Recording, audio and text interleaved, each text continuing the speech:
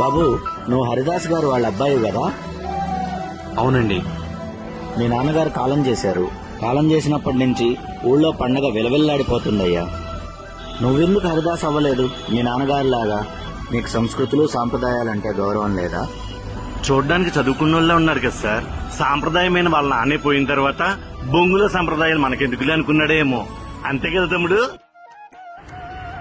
ధనుర్మాసం రాగానే ఉదయాన్నే 4 గంటలకు నిద్రలేచేవారు సార్ నాన్నగారు. 5 గంటలకల్లా రెడీ అయ్యి ఆ అక్షయ పాత్ర తల మీద పెట్టుకొని రామా శ్రీరామా అన్న హరినామ స్మరణతో ఊరంతా నిద్రలేచేది సార్. ఇంటి ముందలకెళ్లి ముగ్గులో కూర్చుంటే 3 గుప్పెళ్ల బియ్యం అలా అక్షయ పాత్రలో పెట్టేవాళ్ళు సార్ ఆడవాళ్లు. మరలా పక్కింటికెళ్లి కూర్చుంటే అక్కడ 3 గుప్పెళ్ల బియ్యం. ఇలా ఊరు మొత్తం కూర్చొని నుంచుంటే సాయంత్రానికి 2 బస్తాల బియ్యం వచ్చాయి సార్. అన్ని బియ్యం నాన్నగారు ఒక్కలే మొయ్యలేరు కదా సార్. వెనకమాల 2 పెట్టేవారండి. అన్ని బియ్యం మేమే తినలేం కదా సార్. అందుకే కొన్ని బియ్యం కిరాణా షాపులో అమ్ముదామని వెళ్తే ప్రపంచంలో మంచి ఉన్నట్టు చెడు కూడా అంతే ఉంది సార్. ఎదురుగా ఉన్న 2 బస్తాల మంచి బియ్యం మొత్తంలో ఎవరో 3 పెట్టిన 3 గుప్పిళ్ల రేషన్ బియ్యం కనిపించేవి సార్. అప్పుడు అతను అన్న ఒకే ఒక్క మాట, కేజీ మంచి బియ్యం 50 రూపాయలు, ఇవి రేషన్ బియ్యం కేజీ 10 రూపాయలు. రేటు గిట్టుబాటు అయితే ఇచ్చేళ్ళు, లేకపోతే మోసుకొని ఇళ్ళు అనేవాడు సార్. నాన్నగారికి అమ్మాలని ఉండేది కాదండి, కానీ వెనకాల 2 ఉన్నారు కదా సార్, వాళ్ళ కోసం ఇచ్చేసేవాడు సార్. 2 బస్తాల బియ్యం అమ్మితే 1300 వచ్చేవి సార్. బస్తాలనే నమ్ముకున్న వాళ్ళకి చెరోక 500, 1000 రూపాయలు మిగిలేవి. సంస్కృతిని తలమైన పెట్టుకున్న నాన్నగారికి 300 మిగిలేవి సార్.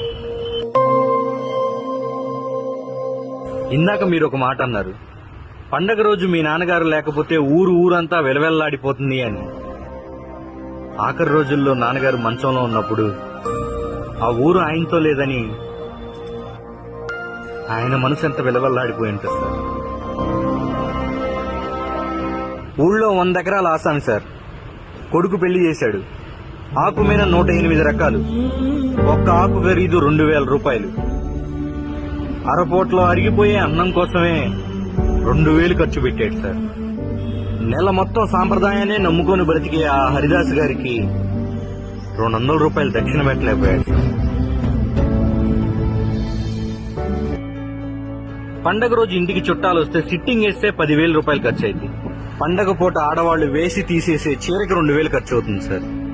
కానీ నెల మొత్తం రామా అంటూ ఆ దేవుణ్ణే తలుచుకుంటూ తిరిగే హరిదాస్ గారికి 200 గిట్టుబాటు అవ్వట్లేదు సార్. ఆ గుప్పెడి బియ్యం చేతిలో పట్టుకునే ఆడవాళ్ళకి 2 చేతులు ఎత్తి నమస్కరించి చెప్తున్నాను, ఆ గుప్పెడి బియ్యంతో ఆ కుటుంబానికి ఒక్క పూటన్నా కడుపు నిండుతుందా అని ఆలోచించండి.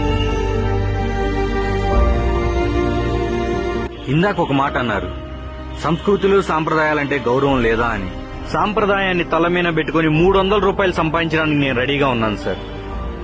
కానీ వెనకమాల బస్తాలు మోయడానికి 500 ఇస్తానన్నా ఎవరూ రావట్లేదు సార్. సంస్కృతులు సాంప్రదాయాలు పండగలు హరిదాసులు వస్తుంటారు పోతుంటారులే అని మీరు అనుకోవచ్చు సార్. కొన్ని పోతే వస్తాయి సార్, కానీ కొన్ని రావు సార్. మా నాన్నగారు లాగా వాటిని మనమే కాపాడుకోవాలి సార్.